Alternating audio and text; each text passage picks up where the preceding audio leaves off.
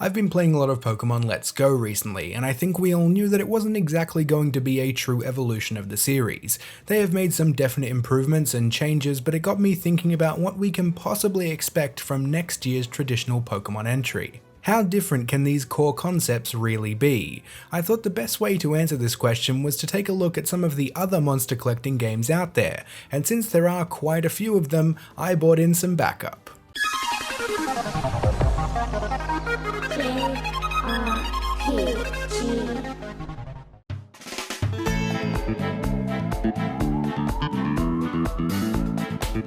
I'm starting with Yokai Watch because I had really high hopes for it. I'd heard how successful it was becoming in Japan and eagerly awaited a Western release date. When it finally arrived, I have to admit that I was a little disappointed. The way you discover yokai is a little tedious. Your spirit meter will go off when you're getting close, like playing Chocobo Hot and Cold, and then you'll need to go into lens mode where you can focus in on a hidden yokai. They will try and escape your sight, and you'll need to move the lens around to keep them in focus for a set period of time. Also, you don't catch yokai as much as you befriend them. This is another frustrating mechanic where RNG gets involved. You can't whittle them down to low HP in battle and then throw balls at them until they're caught. You simply defeat them in battle and then there is a chance they will join you. You can increase the chances by doing things like giving them items or feeding them food in battle before mopping the floor with their face, but it's still a tedious way to collect monsters.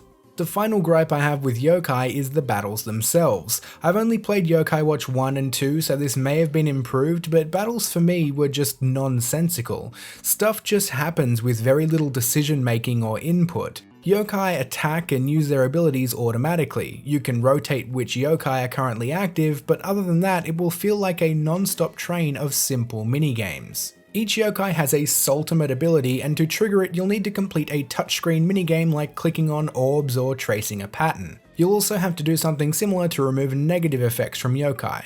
You scarcely have enough time to look at anything besides the touchscreen to complete the minigames, so it just feels like everything happens by itself because you can't concentrate on what is actually going on.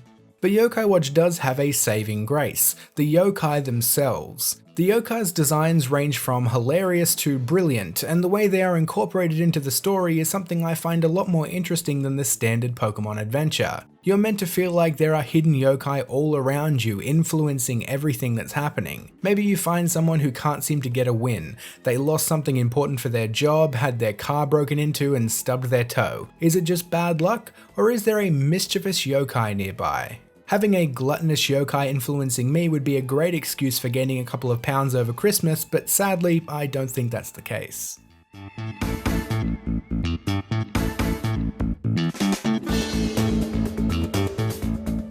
So as many of you know, I was in Japan recently and I met up with fellow content creator JRPG Jungle at the Pokemon Cafe in Tokyo. I could introduce Tara myself, but nobody does it better than her. Hey there, my name is Tara and I run a little channel called JRPG Jungle where I talk about the JRPGs I love and am passionate about. Some videos I make include reviews of new releases, videos about big and small details of JRPGs I love, introductions to new or upcoming JRPGs that don't get much attention in the West, and every month I round up everything I played in the month with shorter impressions and anecdotes in my monthly JRPGs I played videos. If any of that sounds at all interesting, feel free to check out my channel, and in any case, I'm very appreciative to JRPG for letting me on his channel, and I hope you like my contribution to this video. Thank you and enjoy!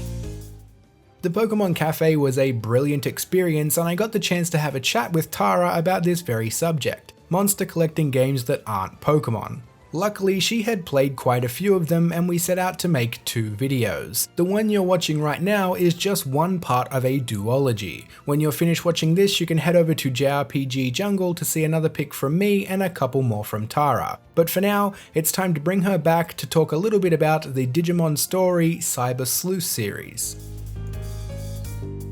While I already mentioned the Digimon World games in part 1, the Cyber Sleuth series of Digimon games has been a version of Digimon I've transitioned into as an adult, and is one of my favorite monster collecting games I've played on modern consoles. As its title suggests, there's a heavy focus on story alongside the monster collection aspect, and is a very suitable game for someone like myself who would usually play a game with heavy story rather than a monster collecting system, but wouldn't mind having one there in the background. What I like most about the Digimon Story Cyber Sleuth games is how deep its story actually is, with both games in its series being over 15 chapters long, and all featuring great characters that are easy to connect to thanks to their fun personalities, and the stories they explore as they spend time in the virtual reality world of Eden are really intriguing, ranging from cute ones about bonding with Digimon to ones that cover darker things like murder. This deep story is also paired with deep systems, with great digivolution and data collecting systems that make it possible to create many Digimon from a single one, and completing its requirements to try and get my favorites was always a fulfilling process, and I'd still like to complete my field guide someday. This year's Digimon Story Cyber Sleuth Hacker's Memory is one I'd recommend if you don't mind missing a few nods to the first game, as it's the most polished version of the two games and features the fun domination battle system on top of the regular turn-based one. But the original is also good if you want to know everything in its mysterious world of digital mysteries.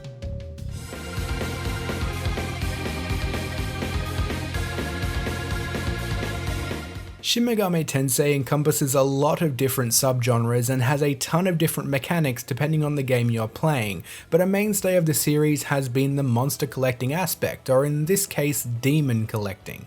Similar to Yokai Watch, you don't actually catch demons, you instead must convince them to join you, or fuse a bunch of them together to get something else. Thankfully, in SMT, getting a demon to join you all happens while in the battle. You don't need to defeat it and hope they join you afterwards. Most of the time you'll entice a demon over to your side by negotiating with them. They might ask you for money or a specific item, or they might have a few questions for you, but it's not as simple as handing over everything they ask for. Some demons are happy to take everything you've got then quickly skip out of battle. They are demons after all. The cool thing about demons in Shin Megami Tensei is that you can eventually pick up on certain personality traits and be able to answer their questions the way they want you to. Some demons will favour strength and offer to join you out of the blue after you smash them in the face, or they could offer to join you because they're scared you'll kill them in battle. Shin Megami Tensei is a story-driven experience at heart. The stories are much more dark and adult in nature than pretty much every other game with monster collecting mechanics, but that doesn't stop me from spending hours and hours simply befriending demons and fusing them over and over. There are an enormous amount of demons out there and there is such creativity in their designs. I love Shin Megami Tensei. I could have a change of heart at any moment because I'm fickle like that, but it's probably my favourite monster collecting series out there.